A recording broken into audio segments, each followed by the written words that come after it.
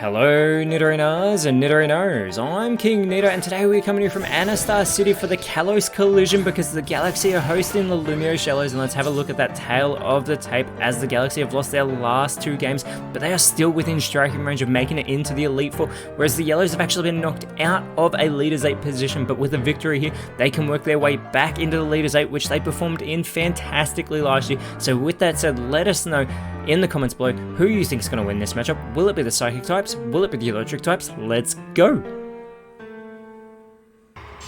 3, 2, 1, go! And it is going to be Delphox and Weirdeer starting out for the Galaxy as we get the Wave Crash from Delphox onto Bellybot for some good damage, who is joined by Electivire on the side of the Yellows. Electivire does respond with the Psy Shield Bash, getting some good damage for a not very effective move onto Delphox thanks to that critical hit, and getting that physical defense boost in the process as Weirdeer is going to go for the Aqua Step. They're going for these water type moves on the electric type team, this time targeting Electivire as the speed boost for Weirdeer. Bellybolt though is going to go for the Fissure, and it connects with the Oko for the one hit wonder. The amount of Okos that have connected of late is insane. As Weirdeer has been eliminated, it is going to be Armourouge coming out for the Anastar Galaxy. Two fire psychic types. The attract from Delphox is not going to work on Electivire, but Armourouge looking to do its part is going to go for the psychic, capitalizing on that psychic typing, almost gets the elimination, but Electivire is able to hang on by a thread, and it responds with the Leech Life, capitalizing on the psychic typing of Delphox to restore some of that health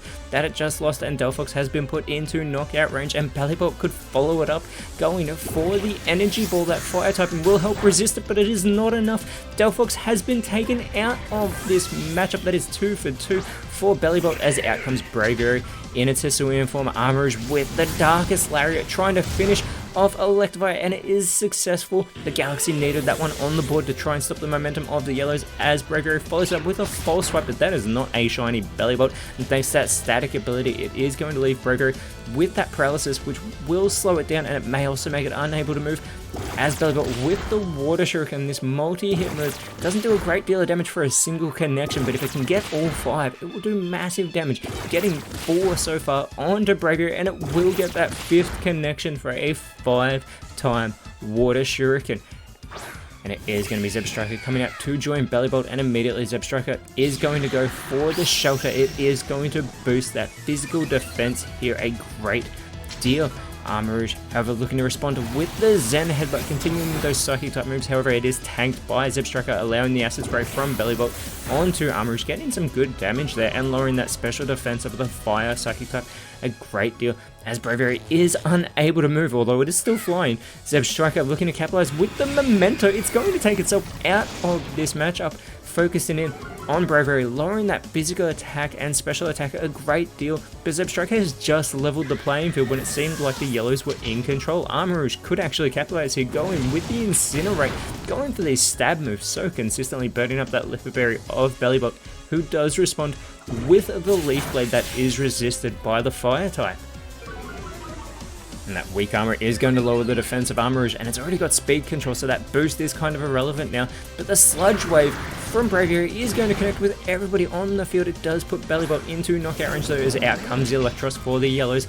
Armourouge with the Tail Slap that is going to be avoided by Bellybolt, keeping it in this match, allowing Electros to respond with the Iron Head, getting some good damage there onto Braviary, and Bellybolt does follow it up with the Sleep Powder, but that is going to fail, opening the door for Braviary, who shakes off its paralysis to go for the Forest's Curse, adding that Grass type into Bellybolt here, and it is already green, so it is fitting that it would be a Grass type. That avocado looking Pokemon who makes us hungry is on the receiving end of the Future Sight being set up by Armourouge, and Electros looking to respond with the Super Fang, but that is going to be avoided by Braviary. Bellybolt, however, is looking to go for the Thunder Wave, but that is not going to work because Braviary is already paralyzed, and this allows Braviary to go for the Lock On because it shakes off that paralysis to focus in on to Electros here, and Armourouge does follow it up with the Iron Head. Bellybolt though tanks that not very effective move, still hanging on, allowing Electros to go for the Lick, super effective there onto Braviary, putting it into knockout range, and Bellibolt has flinched. That could be massive because Braviary shakes off its paralysis and goes with the Muddy Water. Bellibolt is able to avoid it, but Electros will not be avoiding that move. However, it does not do a great deal of damage as Armarouge with the Foul Stinger is going to finish off that grass type Bellibolt, allowing it to be super effective as well. And there is that physical attack boost for Armarouge in the process, but we got the Howl from Electros boosting its own physical attack, as Braviary is going to go with the Entrainment. It's going to get rid of that Levitate ability from Electros and give it that Tinted Lens, but now it is no longer immune to ground type moves, as out comes Luxray with that Intimidate ability. It is going to lower that boosted physical attack of Armarouge, lowering that attack of Braviary as well, as Armarouge is going to go for the Lunar Dance. It's going to take itself out of this matchup. What are these Pokemon doing, taking themselves out of the match? This is going to level the playing field. 3 versus 3. Luxray looking to capitalize with the Clear Smog. Has just put the Lumiose Shallows in front because it has just eliminated Braviary from this matchup. We don't know who the remaining 2 Pokemon on the Galaxy are, but Electros just needs to not be reckless going for the confusion. That is going to fail because there are no targets.